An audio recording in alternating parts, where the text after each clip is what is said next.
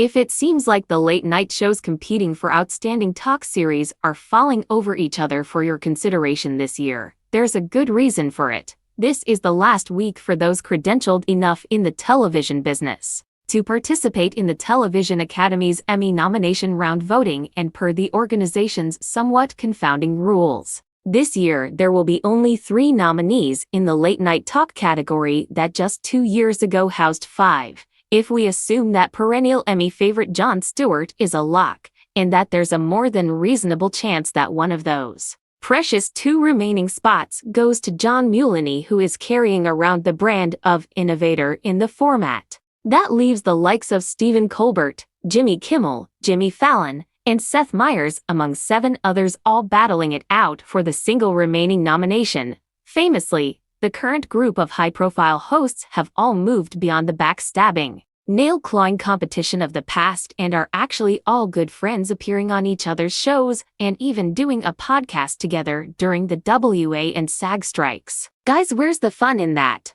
But in the awards area, there remains here and there at least an isolated bared fang of the old competitiveness. They may accept that Jon Stewart is going to win again because historically he almost always has. But the ignominy of a network franchise show not even being nominated? That will not stand. Part of the blame for this stems from the fact that the category that once included all the traditional late-night shows was cleaved into a few years back. Some are now housed in the scripted variety category, which includes some pretty obvious late-night-ish shows like Last Week Tonight with John Oliver, After Midnight with Taylor Tomlinson, and Saturday Night Live, alongside other shows like HBO's Fantasmas and It's Florida Man, and Studio C, the comedy sketch show on Brigham Young University TV. While this move did solve one seeming inequity, Oliver's once a week comedic issue-oriented show was winning every year against the 4-night-a-week comedy late-night shows. It created a crazy situation with the near certainty that this year, like last year,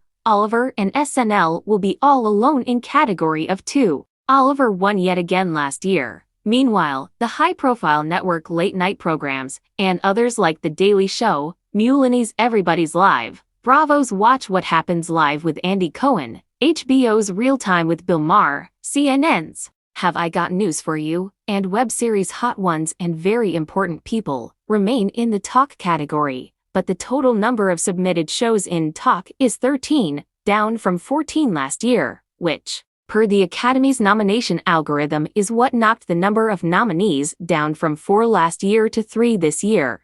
It's become a game of musical chairs, with the music ending ever more abruptly and the chairs disappearing even faster. The voters deciding which shows make it have been told to pick 3 of the 13 possibilities. The reason late-night shows have had such a presence in American life is because they are on, relatively speaking, all the time. Yes, they've all dropped doing original shows on Fridays, but they still produce 4 shows a week more often than not.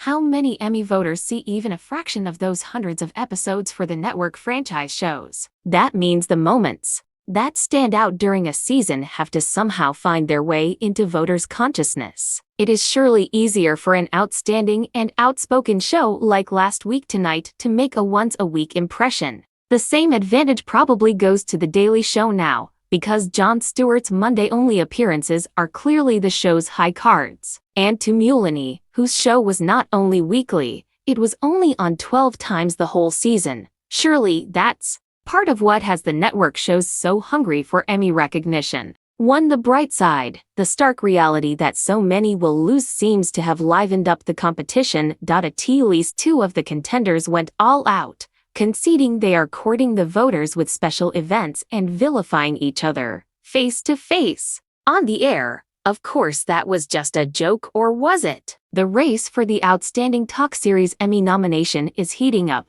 with late-night shows vying for the limited spots available. This year, the Television Academy's Emmy nomination round voting is in its final week, and the rules have changed, reducing the number of nominees in the late-night talk category from 5 to just 3. This shift has intensified the competition among high-profile hosts, each eager to secure a nomination. The changing landscape. The late-night talk category has undergone significant changes in recent years. What was once a single category housing all traditional late-night shows has been cleaved into two: scripted variety and talk. This move was intended to address inequities such as John Oliver's Last Week Tonight winning against 4-night-a-week comedy late-night shows. However, it has created a new set of challenges, with some shows now finding themselves in a category of two, as seen with Oliver and Saturday Night Live last year.